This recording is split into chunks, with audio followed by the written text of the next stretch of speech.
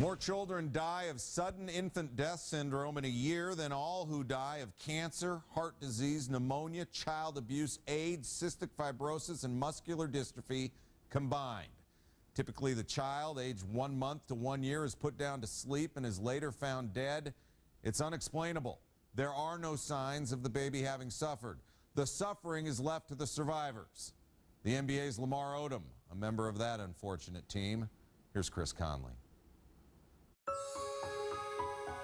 Hanging in Lamar Odom's locker inside the Lakers' dressing room this season was a T-shirt that never fails to remind him of one of his greatest joys and deepest sorrows.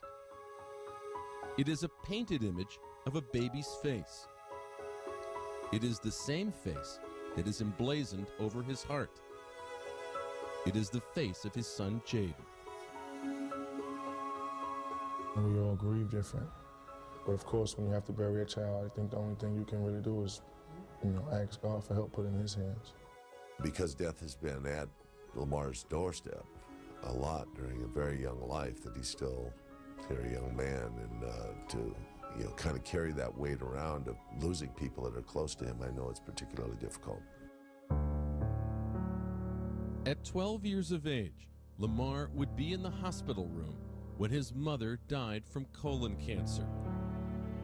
12 years later, he would lose the grandmother who had guided him through adolescence. And so he would honor their memories before every game, writing his mother's name, Kathy, on one shoe, Grandma on the other. It's more important to me to keep those people close to me, because when they're not here, it's easy to forget. And forgetting what they meant to you, I would never want to forget that. On December 15th, 2005, he would again be in a hospital room for the birth of his third child with girlfriend Liza Morales, a boy named Jayden. I still remember the day. I remember the day where I was in the room and, watching them come out, watching them come into the world. What was that like for you? Rejoicing, refreshing. I love having kids. I love them. Along with his daughter Destiny and his older son LJ, Lamar loved to play with his new baby boy. Jayden was really aggressive. He was big for his age. And kind of like to play rough, like to be thrown on the bed, and like for you to fight with him for his pacifier and things like that. He had really strong eyes. He would just kind of like watch me and stare at me like he knew me from somewhere else. Then last off-season, on the morning of June 29, 2006, while his three children were with their mother Liza, Lamar received a desperate call from her. Jayden had stopped breathing. When she called me, she was like really frantic. She couldn't really speak. I was told not to go home, to go to the hospital, and then when I got to the hospital, they just told me that they couldn't revive him. SIDS, sudden infant death syndrome, had claimed Jayden's life. He was 6.5 months old.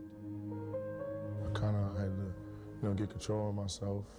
Whenever, I really had to be strong. I really didn't have too much time to weep. That day, he became the big shoulder for everyone in the family to lean on. He had to be strong for his kids. He really needed to be strong for his entire family. But before gathering himself to face his loved ones, Lamar wanted a little more time with Jayden. So there, in the hospital room, Lamar held his son one last time. But when he passed, though, I couldn't really just leave the hospital. I stayed with him for about 3 hours and just sat there with him. After bidding farewell to his son, Lamar spent much of the summer grieving alone, away from his family and away from the game.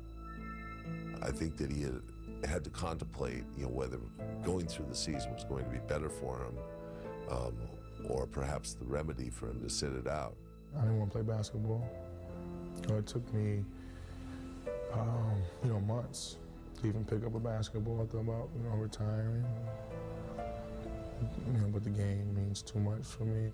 Lamar said something that was very interesting, that he felt his work wasn't done yet, or he felt he hadn't completed what he had to do as a player. And so he returned, determined not to give in to anger or resentment.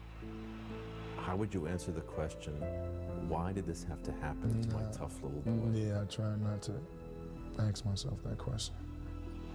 You know, if I was a different person after that happened, people would probably, you know, excuse me for that. Like, oh, you know, his son just passed away. Now he got the right to, you know, not talk, you know, act a little crazy, act wild again. But I'm not trying to walk down that road. He began the season playing the best basketball of his career before injuries, first to his knee, then to his shoulder, shortened his season. Through it all, he has tried to keep Jayden's memory alive, even the sound of his laughter. I still have it on one of my cell phones. You know, and I can often hear it and play it to myself. What do you think when you hear it? You know, about how much I miss him. I always wonder, like, you know, what was he gonna look like?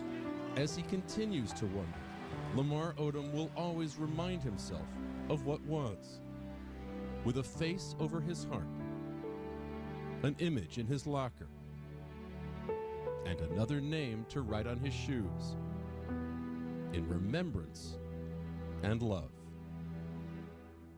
This summer, Lamar Odom will hold his second Lincoln Park Music Jam in Queens, New York to benefit his foundation, Kathy's Kids. The event will be dedicated to the memory of his son, Jayden.